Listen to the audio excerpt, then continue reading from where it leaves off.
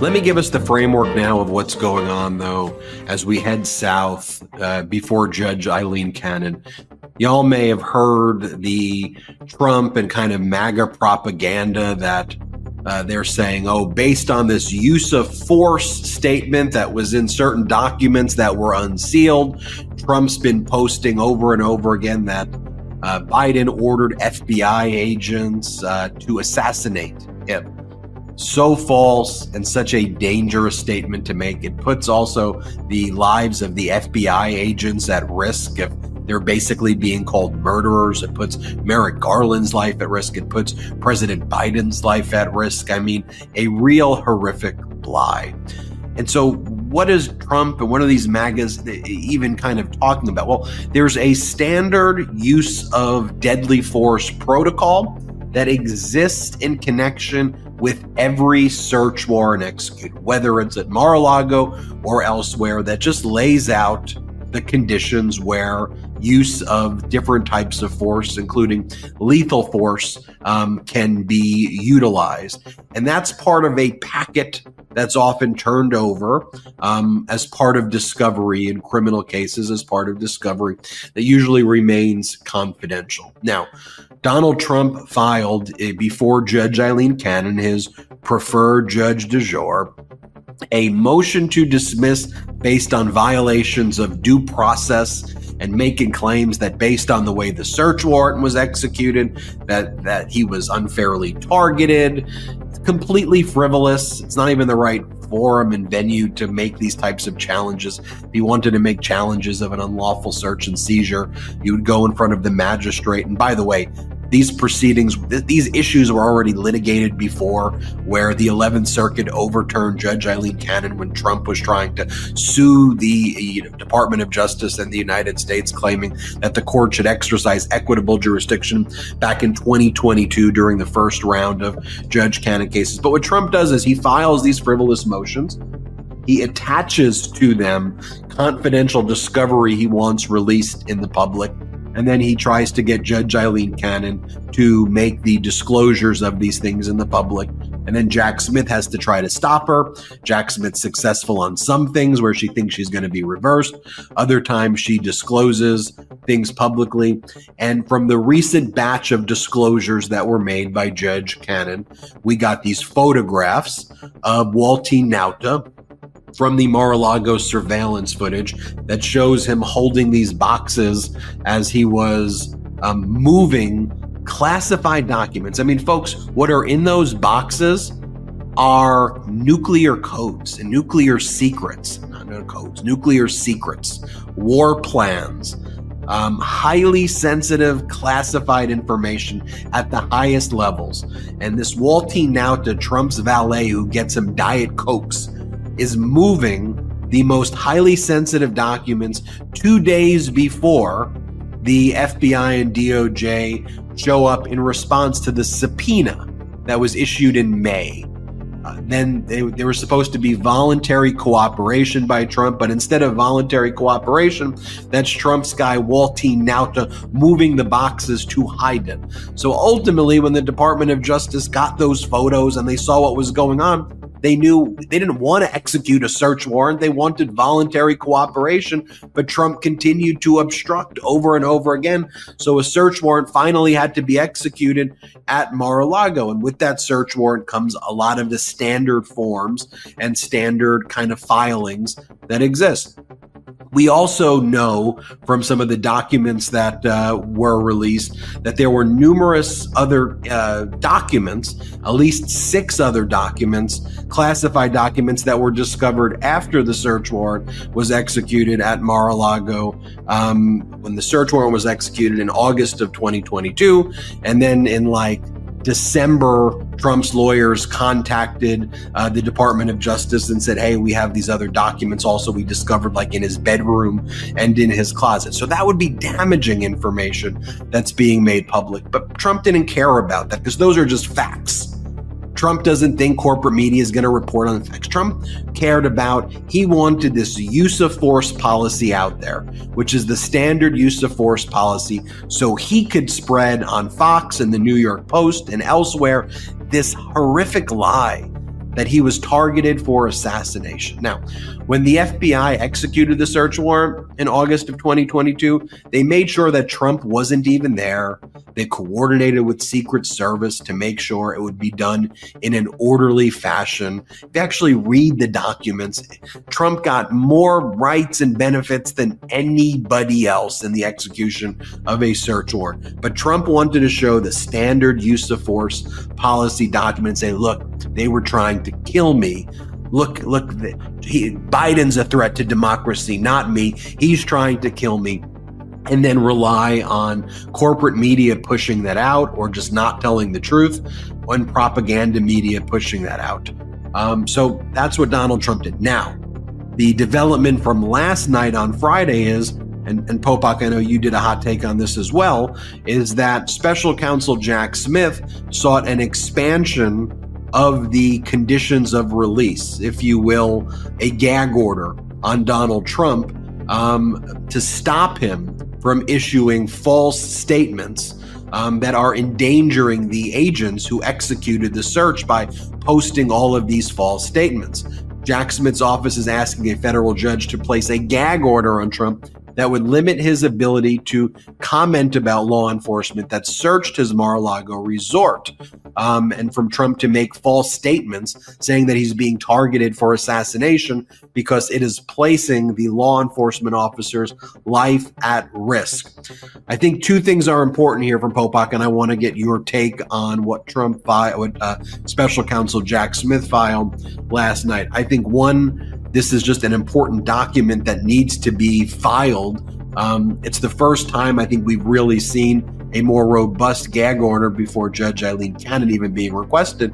But I think that Judge Eileen Cannon, you and I will talk about this, I think that the likely outcome is for Judge Eileen Cannon to reject this, at which point Special Counsel Jack Smith can then I think go to the 11th Circuit and then bring in all of the other misconduct by Judge Cannon. And I think it actually accomplishes both goals for Jack Smith, that he needs this gag order, but I think he knows that Judge Cannon is not going to provide any gag orders on Donald Trump. I think she'll reject it, order a hearing, and then I think we go into the 11th Circuit finally. And I think this is a way that Trump may have overplayed his hand. All right, where we last left off, Special Counsel Jack Smith last night on Friday filed for this expanded conditions of release, which is essentially a gag order on Trump for making false statements about agents trying to kill him. I think that this is brilliant. One, it's necessary, but two, I think when Judge Cannon makes the wrong move here, or even if she doesn't move in a timely manner, and she's known for lots of delays, then Jack Smith has an opening right now to the 11th Circuit, finally. What do you make of all of this, Michael Mopak? Yeah, Mar-a-Lago was sort of quiet for a long, long time, and we were like, what's going on down there? And then, she postponed the trial indefinitely. We're like, okay, not much reporting going on. We'd forgotten a little bit. There were still like motions to dismiss that were still out there. Walt Nauta was still pushing to have things dismissed. There were still hearings going on, and there was still Donald Trump being Donald Trump.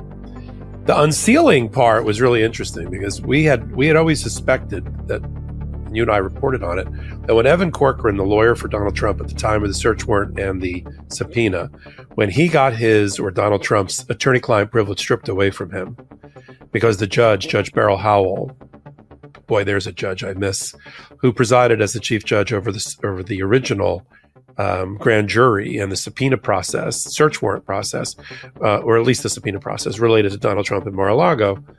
We were like, wow, because it was all confidential and secret and sealed. Wow, she stripped Evan Corcoran. Evan Corcoran has to turn over 50 pages of single-spaced notes about his mental impressions of his client. There's an audio tape that he recorded of his own thought process about his client and Mar-a-Lago. What, are you kidding me?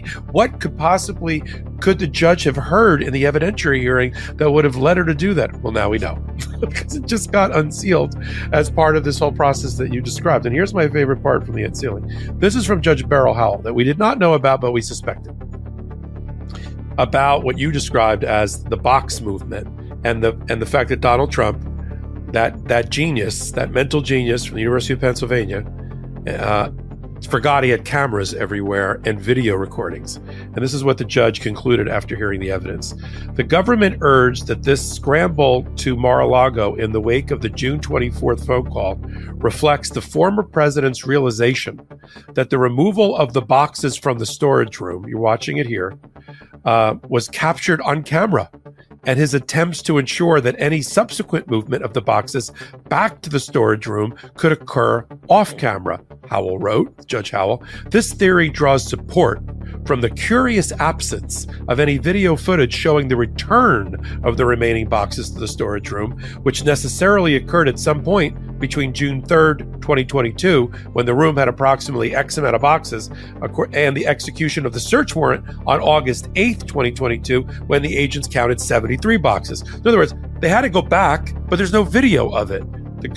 So then the government had already alleged that that's when Nauta rearranged his travel schedule to come back in a panic to get together with Carlos. This is where the conspiracy happened. Carlos de Oliveira, in an attempt to delete the surveillance footage using Yacil Taveras, who was an IT worker but became lead witness for the prosecution and avoided being indicted as a result.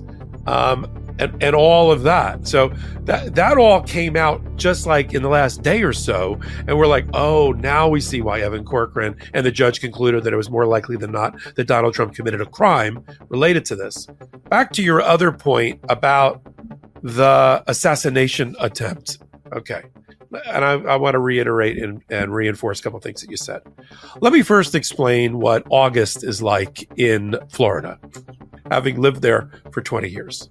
Unless you have to be there, and I was practicing law down there, you try not to be in places like Palm Beach County in August because it's like in the sun. And so Donald Trump is notoriously never at Mar-a-Lago in August, and the feds knew that because he's got Secret Service protection, and he decamps for Bedminster in New Jersey come around February or March when it starts to heat up in Florida.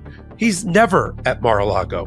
They knew that, he knew that, and we already had reporting at the time that Evan Corcoran and Christina Bobb and Jennifer Little, who were representing Donald Trump at the time, that they made contact with the Department of Justice, and they asked to actually be at Mar-a-Lago since their client wasn't there on purpose. It wasn't by accident. He purposely wasn't there when they executed the search warrant. That was the Department of Justice didn't want him there. If they wanted to assassinate him, they would have went to Bedminster.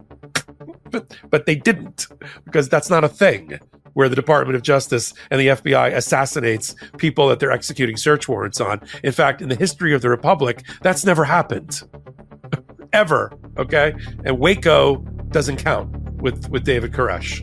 So back to Trump. He's gone. They coordinate. Evan Corcoran and the lawyers want to be in the room. They are told no. This is when we first learned of the video. They say there's video cameras. Can we watch on video? You and I heard at the time, we're like, there's video cameras? That's interesting. And the FBI was like, no, click, you're not watching on video either. And that's how this whole sort of ball of wax first started rolling, and against Donald Trump. And now back to your original, your last point, which is what to make of this filing. Now, if it were filed with Beryl Howell, who was presiding over the search warrant in the subpoena, this would be a no-brainer, or any other judge. They would expand the gag order to include don't accuse the FBI of assassination attempts against Donald Trump. With Cannon, I can already hear her. I can already hear her pontificating. This is interesting. This is fascinating. Let me have a hearing and hear more about it. Like, she just held a hearing last week on Wednesday, or this past week, about whether the special counsel was properly appointed through an appointment process or whether he's invalid. That's already been decided over and over again by even this United States Supreme Court. But yet, I think it's fascinating. Let's have a hearing about it. So she's going to have this hearing about something that should be a no-brainer. It should probably be done on the papers without the need for a hearing. And then she's going to step in the bucket. Although, as we've said, she's hypersensitive to being reversed. And so maybe, like she did with Ben, like she did with the issue about her revealing witnesses, grand jury witnesses, without redacting them, even though it took her 6 weeks to figure it out, maybe she'll think, I should just expand the gag order because I don't want anything. I don't want to give the prosecutor a ticket to the 11th Circuit. Now, apparently, during that hearing that I just talked about, that was in two parts, the reporting from the room, because it's up in Fort Pierce with very few people in attendance, is that the judge admonished one of the prosecutors, who was getting very upset because the judge was mischaracterizing his arguments. And he was like, that's not what I said, Your Honor. And she said, I'm going to counsel you to calm down. I mean, the prosecutors are getting upset, understandably so, because of how the judge is acting and handling this case and mishandling this case.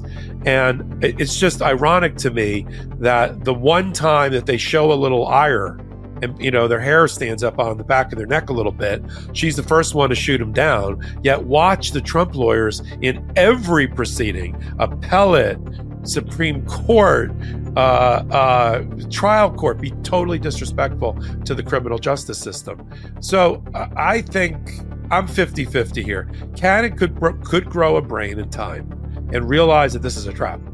And right there she is, and say, aha, no, they want to get to the 11th Circuit. I'm not going to let them. I'm just going to have a stupid hearing, and I'm going to just expand it and tweak it just a little bit, and then he doesn't have it. Or, like you said, maybe she does step forward and step in it, and then he has to file it. He did, Jack Smith. He has to take an appeal if she screws it up, and the 11th Circuit will slap her back. The question is, does he add in all the other things that she has done for the last year and a half, or almost 2 years, to mishandle and misadminister this case to try to get her reassigned? And that is, your guess is as good as mine. Here's how I think it plays out, and I'm getting very granular with this prediction. Judge Cannon's been known to try to delay things and schedule hearings far in advance. So I think she tries to delay it. I think special counsel Jack Smith then requests that this be dealt with in an expedited way, right? This is urgent. This is a request because the lives of FBI agents and DOJ officials are being threatened by Donald Trump's behavior. So I think that she doesn't address it. I think then special counsel Jack Smith can have an avenue right there based on her delay to potentially go to the 11th Circuit or to get a writ or to finally take some action. That's what I think is going to happen. It's not done, at least right now, under the pretext of an emergency application. But I think that when she canons it and takes a long time, I think that this is not something that can be pushed months in advance. And I suspect that's what she will end up doing, but we will see. It is Tuesday, the 28th of May of 2024, and you are in West Coast Cookbook and Speakeasy. I am your chef de cuisine, Justice Putnam. Gunner the English Bulldog is our snoozing sous chef. Precious the little Yorkie is our door girl, and she will be seating you directly for our especially special, daily special, Tarrytown Chowder Tuesdays. A small scant dash, a mere pinch of hot smoked Hungarian paprika will make all the difference in the world. It always has and it always will. Okay, had to get it all in because sometimes you just got to. I also feel compelled to remind folks that the Tarrytown Chowder does have roasted corn, so that's how we do it. And how we roast the corn is in the husk. After it has been soaked for a copious amount of time in a lemon and lime water wash. Or maybe it's a bath. Yeah, soaked it in the bath. Do that for a while, and then pop them in the oven, put them on the grill in the husks. Okay, got to turn them too. That's very important. Okay. Oh, and then of course, then you take those kernels right off the corn cob and put them in the chowder or salad. That's what we like to do. I sometimes don't get mad, but sometimes I put it in the mac and cheese. Try it sometime. It's good. All right. Well, we did have a considerably long take on what's happening in Mar-a-Lago with Jack Smith. Hey, he wants to dance, but you don't put baby Eileen in a corner. No, you don't. I'm telling you, she's not gonna like these moves that Jack's doing. Okay. So, but I thought it was important to lay it pretty much all out, and that did take a considerable amount of time. But hey, it's the day after a holiday, and that's what we're going to do. That's our excuse. All right. Anyway, we do have a curated part of the show, and since we did have such a long opening, well, maybe we should go ahead and give you a rundown on what we have in store for you and get right to it here in the Bistro Cafe part of West Coast Cookbook and Speakeasy. A Wisconsin judge will hear arguments in a union lawsuit against collective bargaining restrictions. Yes. Then after a deadly heat wave killed 31 people last summer, Phoenix, Arizona officials are working to better protect people amid temperatures already hitting triple digits this spring. Ouch. And a Chicago man wrongly convicted, or is that wrongfully convicted, of murder based in part on testimony from a legally blind eyewitness, is suing the city and the police department. He got 76 years and he was in for 12. Ouch. After the break, we move to the chef's table where Hungary's 5-time Prime Minister Orbán is facing a new serious contender in the upcoming EU elections. And Poland rolled out plans for fortifications along its border with Russia and Belarus. There's a Sudetenland there, and Vlad wants it. All that and more on West Coast Cookbook and Speakeasy. Bon appetit.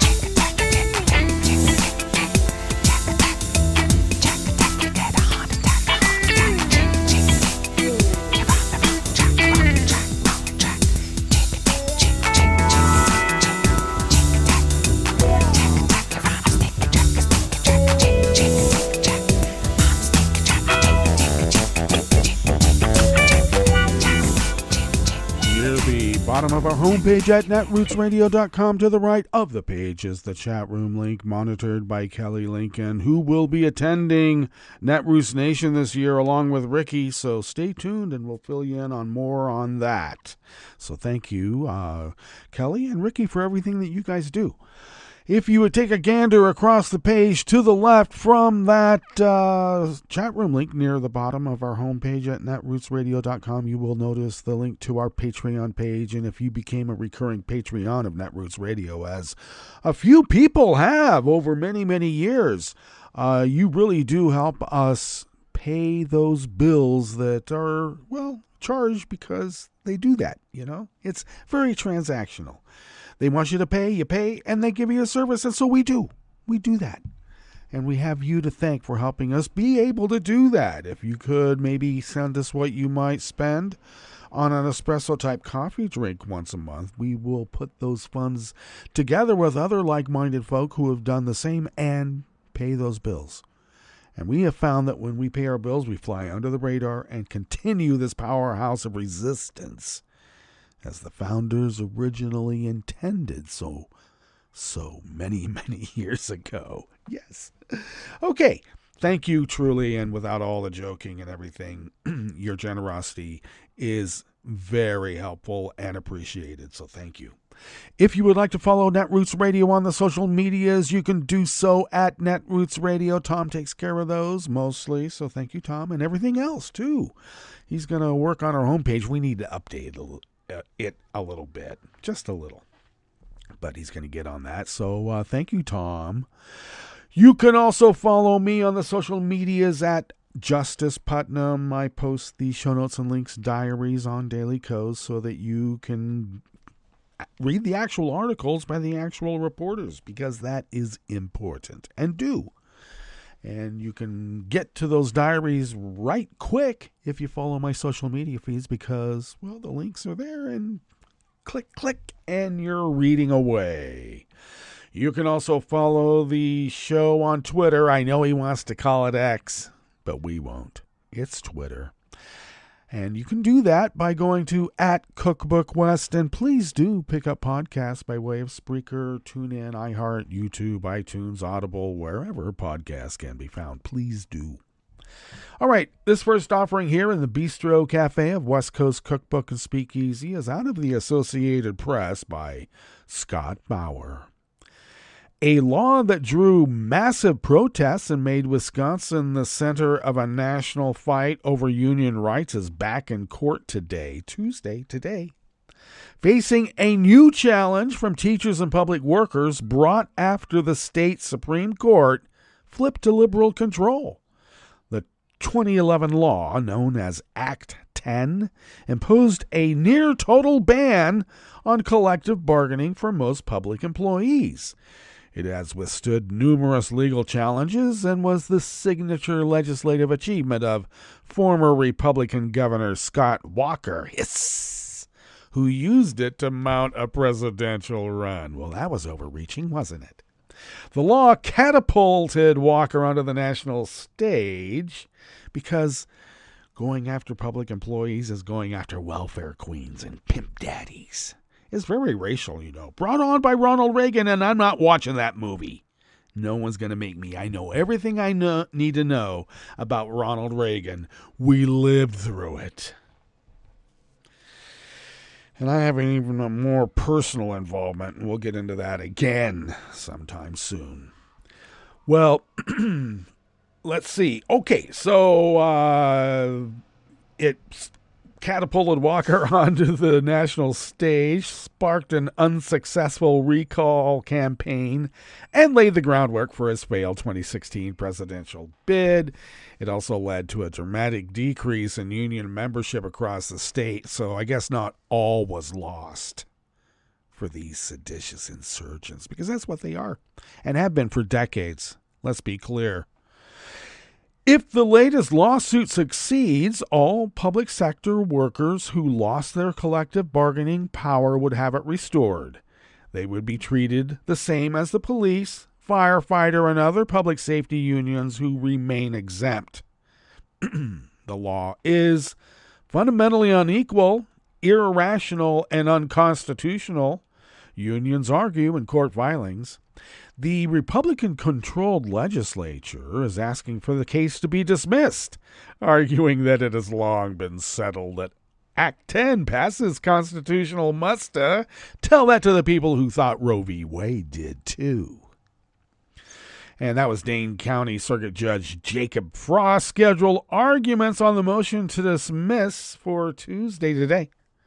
The legislature also argues that the unions waited too long to bring the challenge, noting that the law has been in effect for nearly 13 years and survived state and federal court challenges. We'll tell that to the people who used to think the Voting Rights Act did it also. The lawsuit says that exemptions for firefighters and other public safety workers are unconstitutional, similar to arguments made in an earlier case brought by teachers and Milwaukee workers that was rejected in 2014 by the state Supreme Court. But the only change now is that, for once, after decades and decades, a liberal majority sits on the court and maybe we'll actually have a reasoned decision.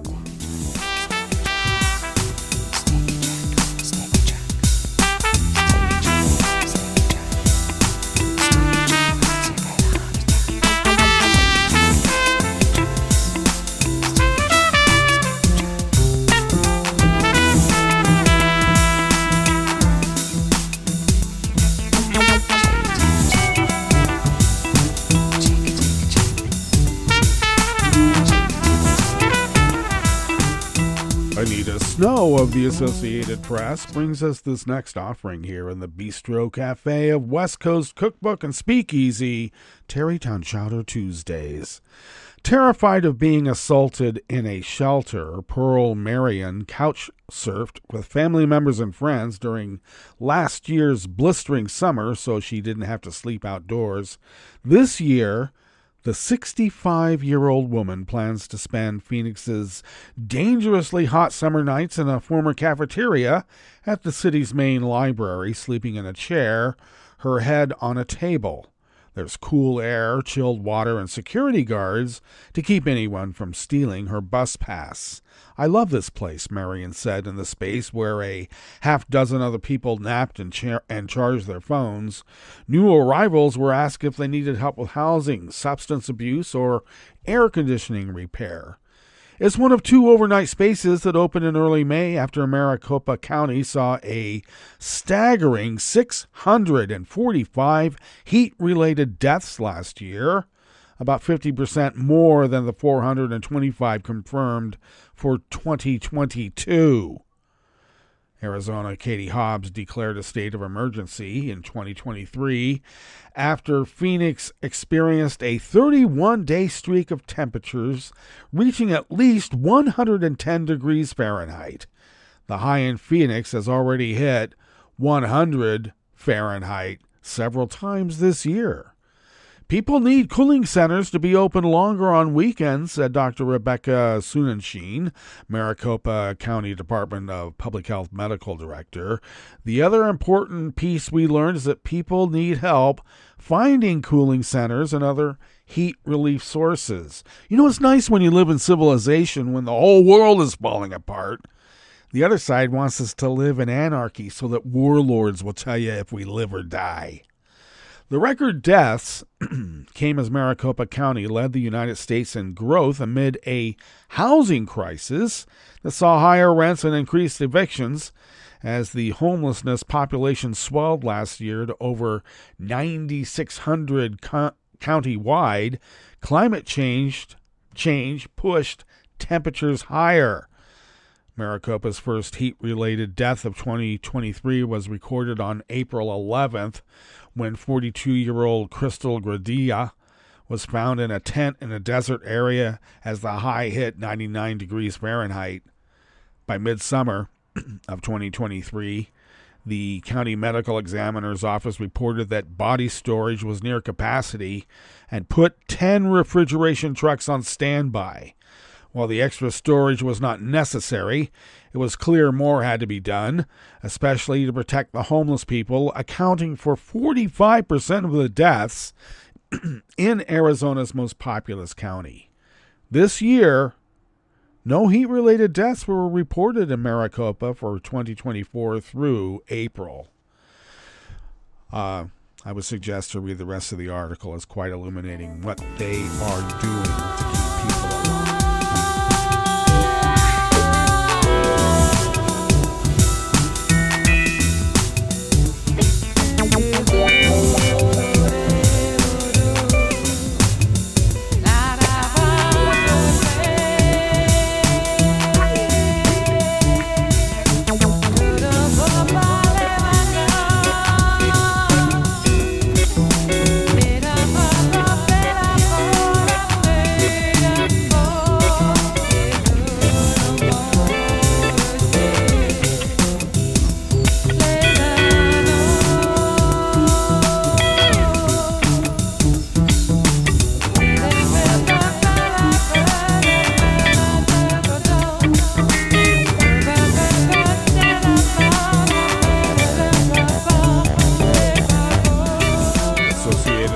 Staff brings us this final offering here in the Bistro Cafe of West Coast Cookbook and Speakeasy.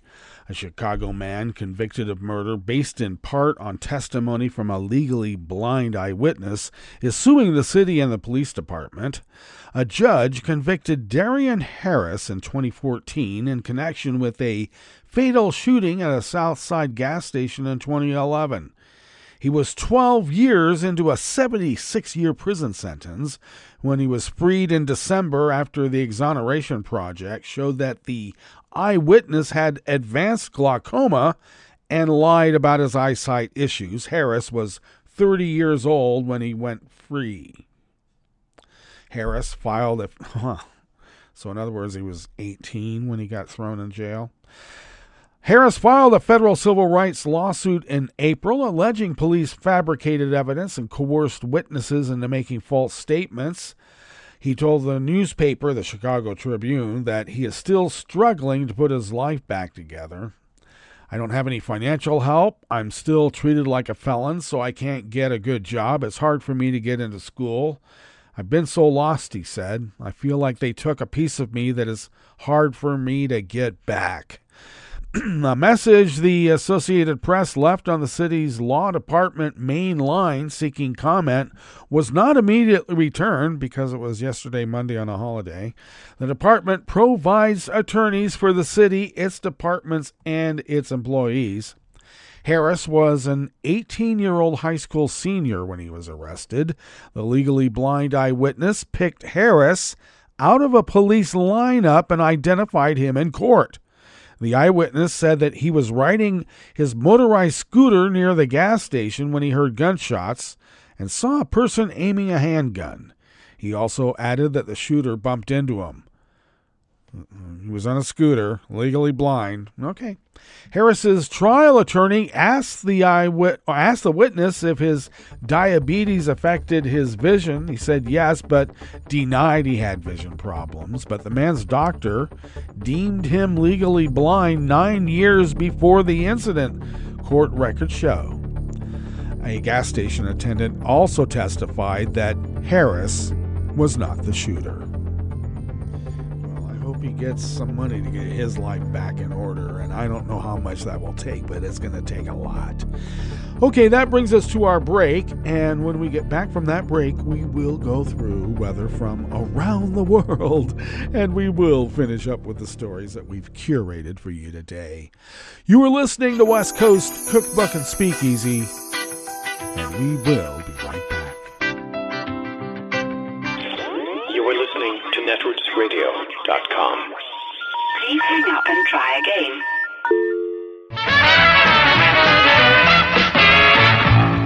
From a point at sea to the circles of your mind, a new force is at work for planetary transformation.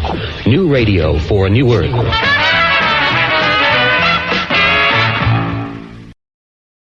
This is Take Two Movie Review. I'm Kim Lowe. This week, the script supervisor was imaginary, As one of the few who have successfully transitioned from sitcom star to hit director, John Krasinski is better off sticking with horror. His latest offering, If, is written and directed by him and is well-intentioned but can't compensate for a weak script. If, which stands for Imaginary Friend, tells the story of Bee, a young girl who is staying with her grandmother for the summer in New York City. Bee has already lost her mother to unknown circumstances, and her father, played by Krasinski, is in the hospital awaiting an operation for an undisclosed condition that we get the impression is more serious than he's letting on. Needless to say, the idea of potentially losing her only surviving parent is stressful for Bee. It's all she can think of until she meets the mysterious Calvin, Ryan Reynolds, who lives in her grandmother's apartment building. Calvin's unlikely job is trying to pair imaginary friends with new kids after their original companions have outgrown them.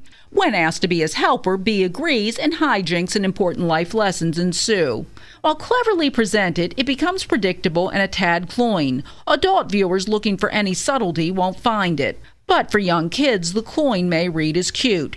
Even the so-called plot twist is something that can be seen a mile away and mostly exacerbates the just-mentioned issues. Despite all that, there is some amazing talent on display, including Phoebe Waller-Bridge, who supplies the voice of the long-retired imaginary friend Blossom, and child actor Kaylee Fleming as the lead Bee. While Krasinski has finally succeeded making a movie his kids can watch, it's unlikely that you or any kid over 10 will appreciate If. This has been Take Two Movie Review. I'm Kim Lowe. Catch up with us at TakeTwoMovieReview.com and feed us back on our channel on YouTube.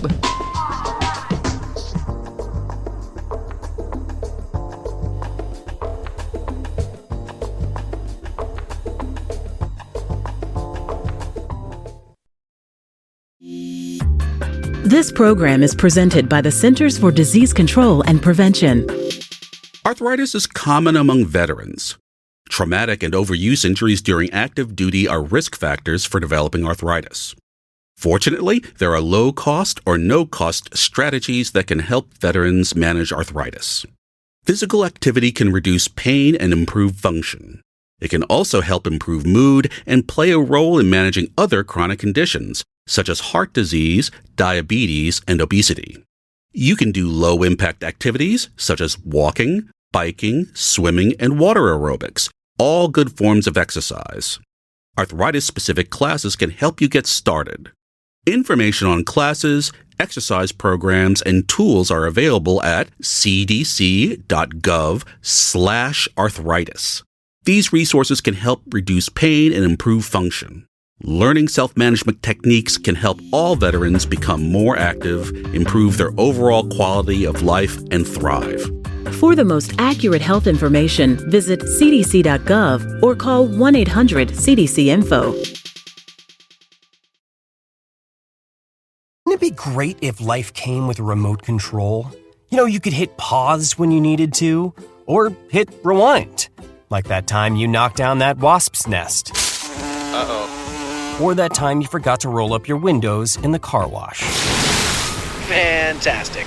Yeah, a remote control would have come in handy then. Well, life doesn't always give you time to change the outcome, but prediabetes does. With early diagnosis and a few healthy changes like managing your weight, getting active, stopping smoking, and eating healthier, you can stop prediabetes before it leads to type 2 diabetes. It's easy to learn your risk. Take the 1-minute test today at doihaveprediabetes.org. Life doesn't come with a remote control. Yikes! So you're on your own with the wasps. You have the power to take control of prediabetes. Visit doihaveprediabetes.org today. That's doihaveprediabetes.org. Brought to you by the Ad Council and its prediabetes awareness partners. This is the story of a very special woman. In a matter of seconds, she turned herself into a great mathematician or an entrepreneur. Her knowledge was limitless and still is. She could also make monsters disappear, especially those that lurked in the shadows under the bed. Once, this woman put back together a teenage girl's broken heart, which had been shattered in 1,000 pieces, just by giving her a bear hug. She masqueraded as a regular person at work, but as a superhero at home. Everyone knows her as Gabriella. I still call her Mom. Your hero needs you now. and AARP is here to help. Find the care guides you need to help, complete with tips and resources at aarp.org/caregiving. A public service announcement brought to you by AARP and the Ad Council.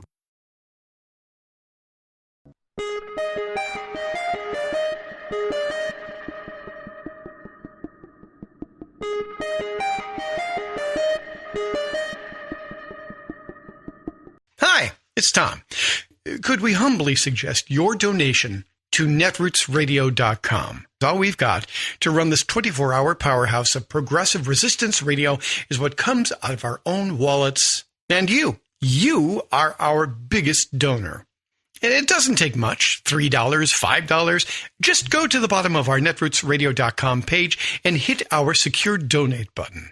Heck, you can even make a recurring contribution, and you'll get a wondiferous pair of Netroots radio stickers for application to your backpack, your bumper sticker, or your banjo. Well, it's up to you which backpack you want to put it on. So donate what you'd like at the bottom of our netrootsradio.com's homepage, because you are our biggest donor. netrootsradio.com. Together, we are Resistance Radio.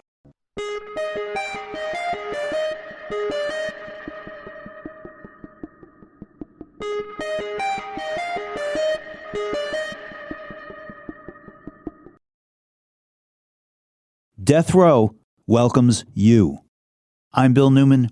This is the Civil Liberties Minute, and that is the title of a new book by Tennessee-based writer Stephen Hale, who began attending executions as a reporter and then came to visit and become friends with men still alive on death row. Hale's book doesn't argue the racism, classism, and arbitrariness of capital punishment or its failure to achieve any legitimate purpose of sentencing. Rather, the book tells stories, shows us the humanity of men on the row, as well as the anguish of the families of the victims who have suffered such grievous loss. We are invited into the lives of men on the row who were tortured and deprived and beaten as children, and or who lived with untreated, intense mental illness for years and years and years. Seeing these men as people helps us understand that each of us is more than the worst thing we have ever done. We also see how the media turns a person into a monster, because it's way easier to kill a monster than a human being. We meet a lawyer who, having been present for the execution of his client who chose to die in the electric chair rather than risk the potential torture of an unproven concoction of drugs, was asked by the media, "What happened?" And he answered the media's question with a question. What is it that we did here today? The Civil Liberties Minute is made possible by the ACLU, because freedom can't protect itself. I'm Rick Smith, and this is Labor History in 2. On this day in labor history, the year was 1863. That was the day the 54th Massachusetts Volunteer Infantry marched through the streets of Boston in a farewell parade and then boarded ships headed for Beaufort, South Carolina. Thousands lined the streets for the send-off, including prominent abolitionists William Lloyd Garrison, Wendell Phillips, and Frederick Douglass. It was the first black regiment organized to fight in the Civil War. Abolitionists had wrestled with Lincoln and others that the Civil War wasn't just about preventing national disintegration, but about ending the slave labor system. They were emphatic that slaves and free black men had a right and a vested interest in fighting for their freedoms and the freedoms of their families. Finally, the Emancipation Proclamation of 1863 codified that demand as it abolished the slave system. The Union Army began accepting black enlistees and embarked on recruitment campaigns to enlist future black soldiers. By May, over 1,000 black men had enlisted from 24 states. Others came from as far away as Canada and the Caribbean. Fathers and sons enlisted together. The Union Army was far from free from its own anti-black prejudices.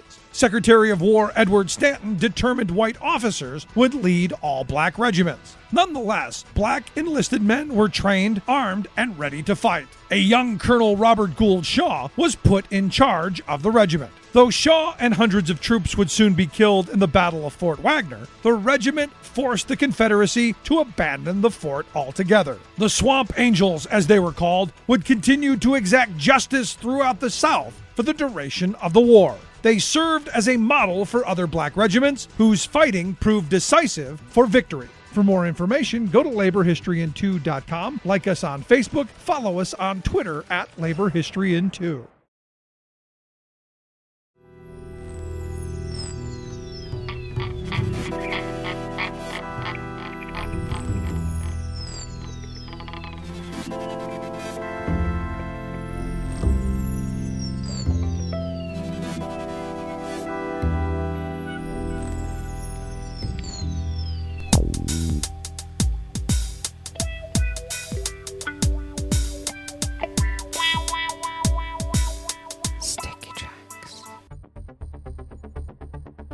Thank you for accompanying us here to the Chef's Table at West Coast Cookbook and Speakeasy, Tarrytown Chowder Tuesdays.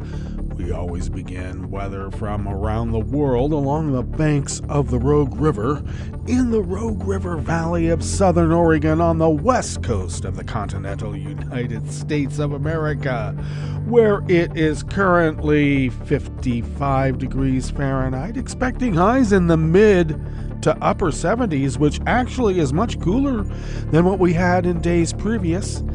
That might not seem cool to other people out there in the world, but it's cool to us.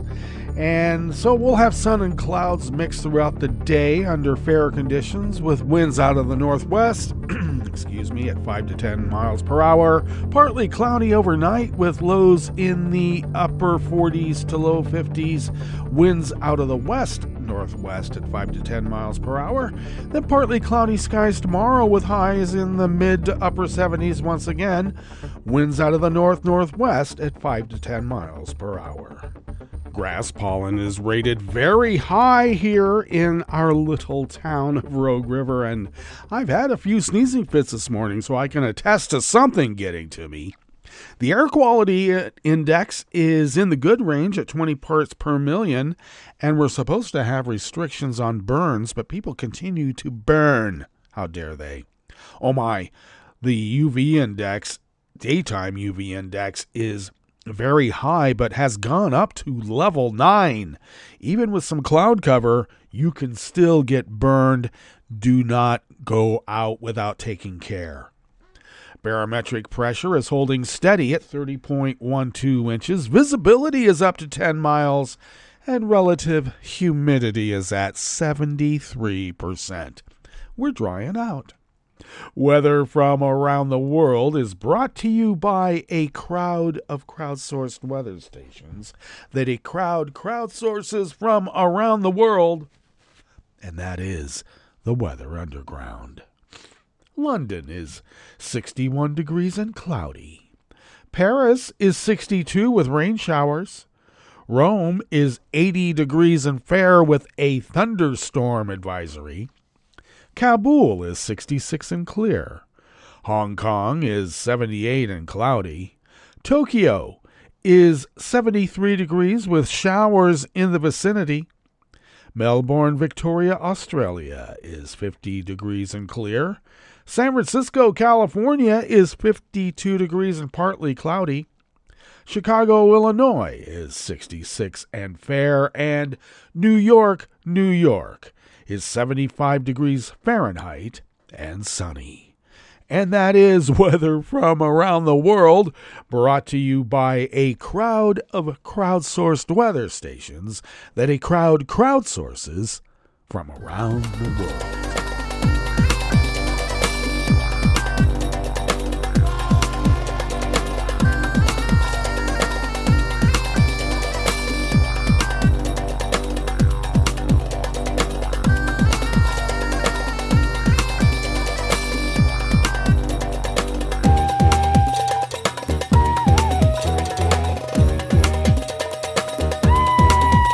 Justin Spike at the World Desk of the Associated Press brings us this first amuse-bouche here at the Chef's Table at West Coast Cookbook and Speakeasy, Tarrytown Chowder Tuesdays.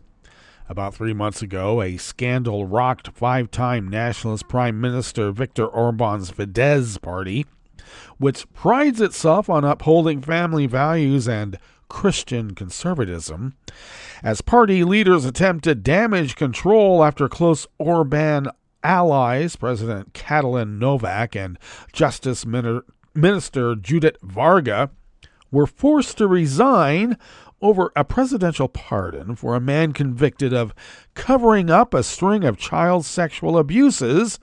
Peter Magyar saw a chance and broke ranks with the party in February. In a matter of weeks, Magyar, a 43-year-old lawyer, built a political movement, now poised to become Hungary's largest opposition force and challenge Orbán's party in the June 9 European Parliament and municipal elections. Magyar said in a recent interview with the Associated Press that the upcoming vote was a prelude to his planned run in the 2026 Hungarian national elections. Whether he can score a win remains to be seen. Orbán has delivered his Fidesz party 4 straight wins in Hungary's parliament since 2010 and secured more than half the vote in the last 2 elections for the European Parliament. Polls show his party is still expected to outperform opponents despite a dip in popularity and a deep economic slump that have cost the premier thousands of supporters. Does he pay for his polls too to gin up the numbers? Maybe. Still, Magyar seized on the growing disenchantment with the populist Orbán and breathed life into the existing but inactive, I'm not going to pronounce it in Hungarian, but the translation is Respect and Freedom Party. In a series of widely followed interviews and public rallies, he accused Orbán's government of overseeing deep corruption and a pervasive government-controlled propaganda network, while presenting himself as a more moderate conservative alternative. I don't know.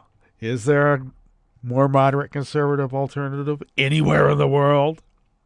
2 years ago, around 2 million Hungarians pinned their hopes for change on a coalition of 6 opposition parties that had put aside political differences to form a united front against Fidesz in national elections.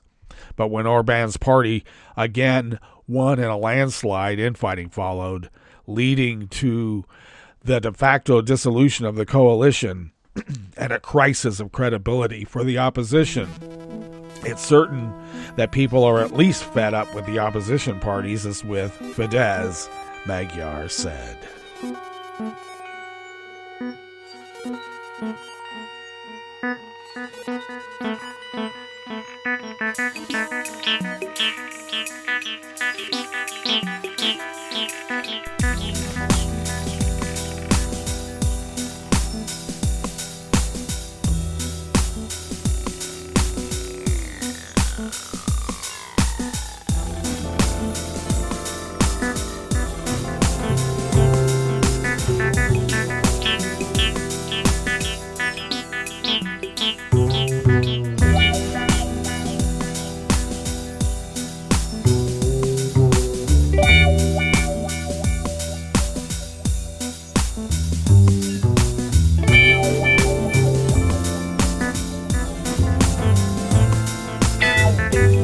Monica Sizlowska of the Associated Press World Desk brings us this final amuse-bouche here at the chef's table at West Coast Cookbook and Speakeasy.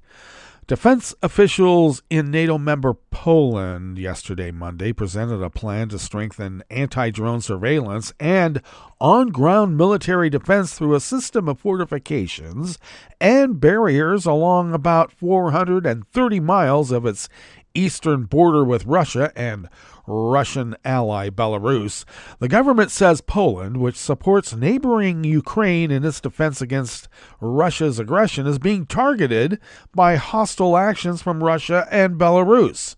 They include cyber attacks, attempted arson, and migrants being pushed illegally across the border, which officials describe as intended to destabilize the European Union, of which Poland is a member. The government is also making preparations in the case of a military attack, while stressing the primary role of deterrence. The government of Prime Minister Donald Tusk has planned a range of security measures, including in cyberspace, as well as more than $2.5 billion investment in strengthening surveillance, deterrence, and defense along the eastern border, a system known as Shield East that is to be completed in 2028, work on it has started.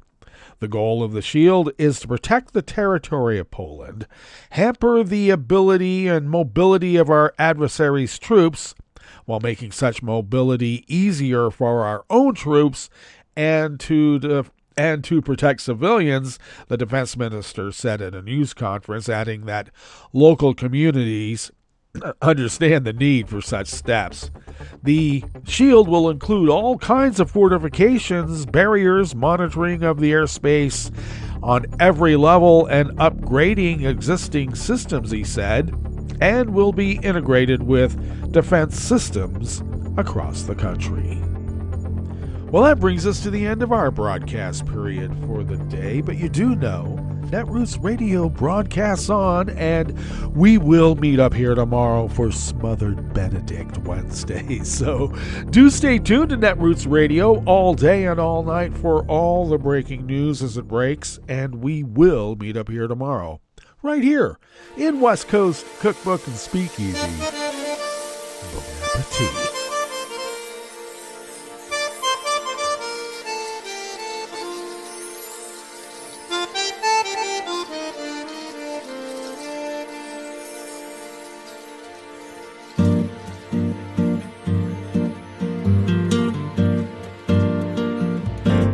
Je voudrais du soleil vert, des dentelles et des théières, des photos de bord de mer, dans mon jardin d'hiver. Je voudrais de la lumière, comme en Nouvelle-Angleterre. Je veux changer d'atmosphère, dans mon jardin d'hiver. À fleurs sous la pluie de novembre, tes mains qui courent, je n'en peux plus de t'attendre. Les années passent, qu'il est loin, là je tombe. Nul ne peut nous entendre. Je voudrais du Fred Astaire, revoir un latte Goël. Je voudrais toujours te plaire dans mon jardin d'hiver. Je veux déjeuner par terre, comme au long de golfe clair. T'embrasser les yeux ouverts dans mon jardin d'hiver.